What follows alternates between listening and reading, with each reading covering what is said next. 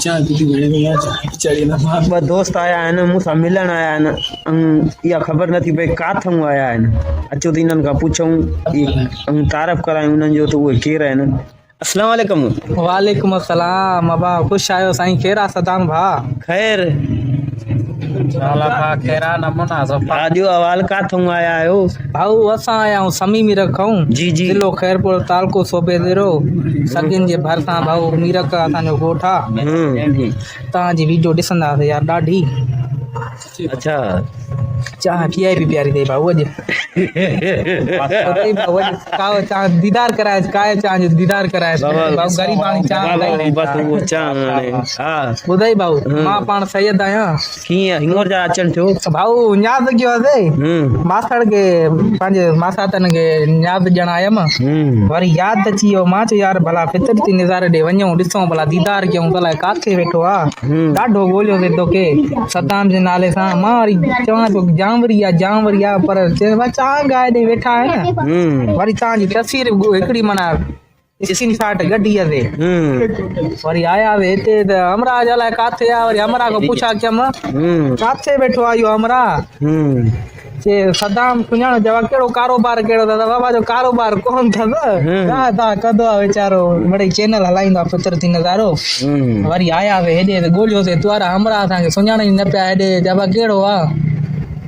ॿुधई बा अलाह केरु कंदो वरी मदीने वारो घोट वरी मिलियासीं हाणे अमरावती वारे खां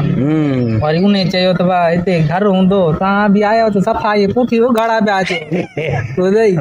वरी ॿुधो असांजो त वरी खमीस वमीस पाए आयो वरी हाणे कावो चाह पियारियो उताक ते वठी आयो मौला ख़ुशि रखंदो इज़त ॾिनो मौला ख़ुशि रखंदो तव्हांजी वीडियो ॾिसंदा आहियूं महिरबानी तव्हांजी महिरबानी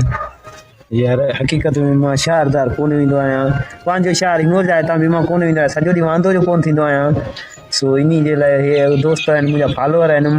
माना शहर में आया त हिननि पुछा करे मूं वटि पहुता आहिनि त असांखे हींअर जा फितरती निज़ारे सां मिलणो आहे सो हे हिननि जा लख कुर्ब मां ग़रीब जो जेको हाल आहे ॿियो वारा ॿुधो न इंसान खे तव्हां छा ॾींदव बसि थोरो रुगो मोबाइल जे बटन खे क्लिक कंदव त हिनखे लाइक कंदव फॉलो कंदव असां बि फॉलो करे आयासीं त तव्हांखे मिलणो आहे त भाऊ ज़िलो ख़ैरपुर अथसि तालको हिंगोर जाम आहे न हा भाऊ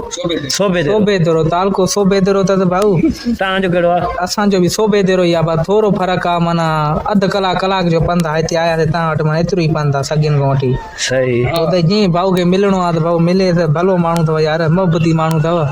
चाह बाक़ी एॾी प्यारी अथव काओ सफ़ा मां थो चवां कीअं माना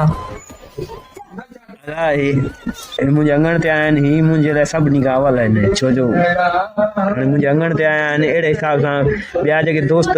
जेके कमेंट कंदा आहिनि या लाइक कंदा आहिनि या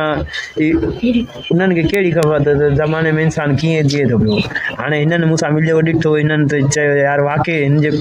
जेको पेज आहे उहो वाक़ई रियल लाइफ पेज आहे अदा ईअं हा भाऊ पेज जहिड़ो अथसि माशाल्लाह माना जीअं भाऊ ॻाल्हि करे त उहे अथव भाऊ तव्हां भला मुंहिंजो कहिड़ो वीडियो ॾिठो हुयो भाऊ तुंहिंजो गाह चोरी थी वियो उन जे करे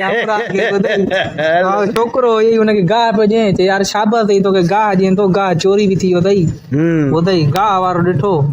बसि इहो वरी ॿियो वरी साग दाग पटियो पिया इहो अॻिते ॾेई माना वीडियो जाम ठीकु आहे साईं सही आहे बसि भाऊ